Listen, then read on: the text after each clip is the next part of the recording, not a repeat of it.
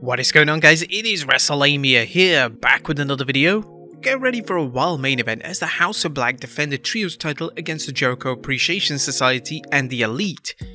Join us now as we look at this week's edition of AEW Dynamite, as well as the wildest news stories and rumors you need to know, including Dave Batista not in the Hall of Fame, Vince McMahon movie has been cancelled, the real reason why Brock Lesnar is wrestling Omos, AEW stars are not happy and want to leave, a football player turned wrestler passes away, and much more.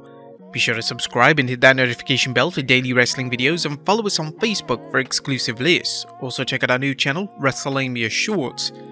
Now, as always, we won't recap the matches, but just look at the good, the bad, and the downright ugly. As always, we start off with the good as number 1, building up International Championship.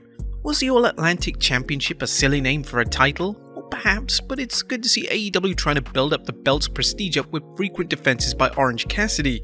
Last night's title defense against Jeff Jarrett wasn't the stuff of main events, but it showed how to use a veteran like Jarrett, in this case putting on an entertaining match while getting freshly squeezed over further. Number 2, the Three Pillars vs MJF. AEW upped the stakes for MJF as the AEW World Champion, but now has to contend with the other 3 pillars of AEW, Sammy Guevara, Jungle Boy, Jack Perry, and Darby Allin. This is a unique spin on things, as fans normally see a champion deal with one challenger at a time. It's unknown if AEW intends to stretch this program out over the rest of 2023 or build to a 4-way match at Double or Nothing. Whatever the case, this already seems like a good way to remind fans that Guevara, Perry, and Allin are the future of the company. Number 3, Taya Valkyrie debuts. And while it wasn't a surprise, as several news sites had predicted Valkyrie's debut, it was still exciting to see her debut on Dynamite. We'll have to see whether she becomes the first woman to defeat Jade Cargill or she becomes TBS Champion's latest victim. Regardless, she should make a good addition to the women's roster. Number 4, Powerhouse Hobbs' open challenge. A Powerhouse Hobbs seems to be off to a good start as TNT Champion, as he's wasted no time defending the title and doing so against quality opponents. AEW's decision to have Hobbs issue open challenges is a wise move that hopefully will add some much needed prestige to the TNT Championship and give fans a reason to tune into Rampage. Number 5, Trios title continues to be used well. Last night's 3-way Trios Championship match was exciting despite some redonkulous mistakes, and a fantastic showcase for the Death Triangle, the Elite, and the Jericho Appreciation Society. AEW's Trios division continues to get better and may soon be its most entertaining component. And AEW pushing Outcasts.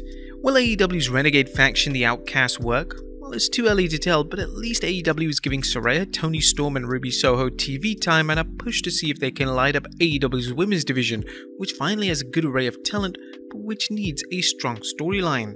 But that was the good. What about the bad? It's number 1, Trios Trouble. As exciting as last night's Trios main event was, there were some serious blunders, chief among them with the confusion over who was the legal man.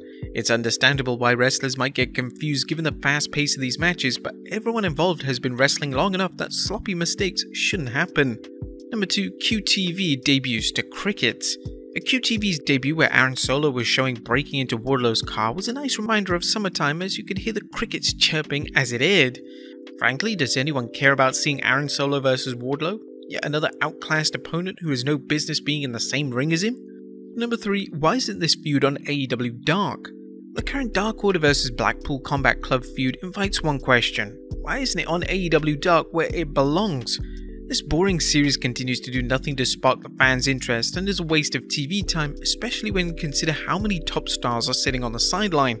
AEW doubled down on bad booking by having a brawl between the 2 factions spill over into the main event, taking the spotlight off a match fans needed all their attention to follow. Now, there was nothing downright ugly, as last night's show had the usual array of exciting matches and exploration of storylines through matches and promos. On paper, last night's show seemed formulaic, but everyone involved worked hard to make it anything but. What do you guys think of Dynamite last night? Let us know in the comments down below. Now let's move on to the news.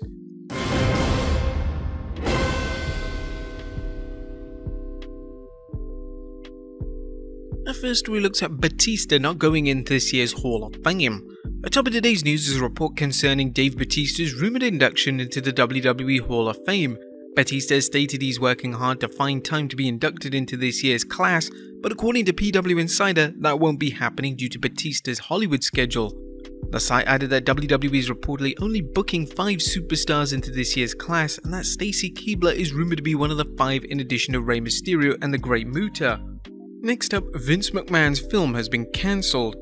Bad news for fans waiting on the long-rumoured Vince McMahon biopic Pandemonium, as it's officially cancelled. The website /films Vanessa Armstrong spoke with the proposed film directors, and rumour has it that Bradley Cooper was approached about playing McMahon. This film was acquired by WWE Studios, which should tell you exactly how it would have handled Vince's faults. And now it's being reported that WWE has cancelled the film. They sum things up by saying, "So yeah, we're on a very long list of people who got effed over by Vince. Unfortunately, it doesn't appear that the directors will receive any payments for said actions, unlike the women involved in McMahon's hush money scandal." Next up, an AEW star has been sidelined. A Best Friends member Chuck Taylor was supposed to be on the 15th March Dynamite but failed to show up. So where was he? Well, Taylor tweeted an explanation saying, "Couldn't help Orange because I had emergency dental surgery on my dumb skull. I hope Greg, aka Trent Barretta, got me a ticket for Shazam! Fury of the Gods." Taylor was unable to support Orange Cassidy on Dynamite, but hopefully will return to the ring soon. We send our well wishes to Chuck Taylor as he recovers from his dental work. Next up, the real reason why Brock Lesnar is wrestling Omos. If you're wondering why Brock Lesnar is wrestling Omos and not Bobby Lashley at WrestleMania as many fans believed would happen, well, Sports Illustrated may have the answer. Initially, Lesnar was slated to fight Bobby Lashley at the event at WrestleMania, Sports Illustrated learned, but that was moved to February in a finish that protected both men at Elimination Chamber, so Lesnar could then prepare for a program against Steve Austin. Yet WWE and Austin never came to terms. Whether that happens with Austin and a different opponent is yet to be determined. As we recently noted, Austin may wrestle LA Knight at the Showcase to the Immortals. As for Lesnar, Barrasso indicated Brock was asked to wrestle Bray Wyatt when the Austin match fell through, but Lesnar passed. While some fans were baffled by the announcement that Omos would face Brock Lesnar, they seem to be warming up to the match, especially after Monday's confrontation between the Beast Incarnate and the Nigerian Nightmare. Next up, AEW wrestlers are not happy and want to leave. A new report from Dave Meltzer on the Wrestling Observer Radio suggests Darby Allin's promo on Dynamite about some wrestlers not wanting to work in AEW is actually based on facts. We've had plenty of rumours of disgruntled talent, and according to Meltzer, there's people who don't want to be there and sign contracts because they didn't think WWE wanted them, and then they had some people have the WWE attitude coming in and some people don't. Some people from WWE are tremendous assets to this company, and some people have been anything but that. It's a case-by-case basis. Meltzer criticised AEW incorporating these problems into a promo, saying, "With the whole thing of Darby Allin talking about all these guys complain and all these guys want to leave and everything like that, okay, that's true, but to talk about it on your own TV show, basically by doing that, you're telling people that you're a secondary company. We've seen this since May when this really started happening, and it's done the company no good." AEW continues to have problems finding room for its bloated roster, and until it comes up with a strategy for better utilising its roster, a problem which may be alleviated by its rumoured Saturday show, expect more grumblings from wrestlers. Next up, Moxley angry with AEW. Is Jon Moxley miffed with AEW? Well, according to Wrestling Observer Live Brian Alvarez, Moxley was booked for an indie show in Ireland on 17th March for an indie event, but was told by AEW has to work its first live event the same day. Alvarez revealed they very much wanted all of the big stars there, the biggest stars that you could get who would do it. There was obviously the problem where Jon Moxley was double booked and they made him do the house show, which he is not happy about. So they want to sell tickets for these house shows and they want to have something resembling a house show business. This is the first one and I guess we'll see how it does. You may recall AEW is launching its House Rules series of live events, and according to Ringside News, they commented that Moxley will team up with Claudia Castagnoli against Big Bill and Lee Moriarty at the AEW show. Next up, Saraya fined for saying a naughty word on Dynamite. AEW Saraya has been fined for calling the AEW Galaxy neckbeard stinky. Yeah.